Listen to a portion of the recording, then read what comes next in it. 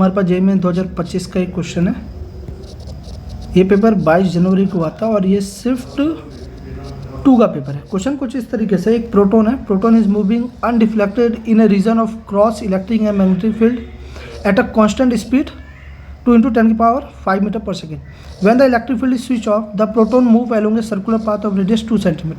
The magnitude of electric field is this. The value of x is. ठीक है, तो हमें बोला है कि जैसे ही इलेक्ट्रिक फील्ड को स्विच ऑफ किया है ना, पहले पार्टिकल इलेक्ट्रिक फील्ड और मैग्नेटिक फील्ड की प्रेजेंस में मूव कर रहा था, लेकिन जैसे ही इलेक्ट्रिक फील्ड को स्विच ऑफ मतलब बंद कर दिया, अब वो किसके इन्फ्लुएंस में मूव कर रहा है? मैग्नेटिक फील्ड फोर्स के। ठीक है, तो मैग्नेटिक फोर्स की वजह से किस पाथ में मूव कर रहा है? बोला है क्वेश्चन में मूव इन है सर्कुलर पाथ। ठीक है, तो किस में मूव कर रहा है? सर्कुलर पाथ में मूव कर रहा है। ठीक है, तो मान लीजिए मैग्नेटिक फील्ड ऐसे है और जो है प्रोटॉन है वो ऐसे मूव कर रहा है। ठीक है, तो हम जानते हैं कि जब एक चार्ज पार्टिकल किसी मैग्नेटिक फील्ड में मूव करता है तो उस पर एक फोर्स लगता है एफ भी। यही फोर्स जो होता है इसको क्या करता है? नेसेसरी सेंट्रीपिटल फोर्स प्रोवाइड करता है, जिसके वजह से ये प्रोटॉन जो है या फिर कोई चार्ज पार्टिकल किसी सर्कल में घूमता है। तो यही एफ बी किसके बराबर हो जाएगा? mv²/r के। अच्छा, एफ बी क्या होता है? Charge of particle into velocity of particle into magnetic field. ठीक है, और ये क्या होता है? mv²/r। जहाँ से r की वैल्यू निकालूँ तो हो जाएगा mv/Ev। ठीक है, ये हो जाएगा Ev। तो हमें मैग्नेटिक फील्ड की वैल्यू नहीं दी हुई है, तो मैग्नेटिक फील्ड की वैल्यू कैसे निकालेंगे? तो हम जानते हैं जब कोई चार्ज पार्टिकल मूव करता है, यूनिफॉर्म स्पीड से मूव करता है, तो जो उसकी वेलोसिटी होती है वो क्या होती है? इलेक्ट्रिक फील्ड और मैग्नेटिक फील्ड का क्या होती है? रेशो होता है। तो यहाँ से b की वैल्यू निकाल सकता हूँ मैं E/v।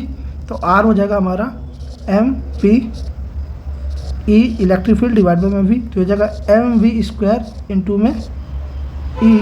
ठीक है, तो चलिए सारी वैल्यूज रखते हैं और इलेक्ट्रिक फील्ड की वैल्यू फाइंड करते हैं।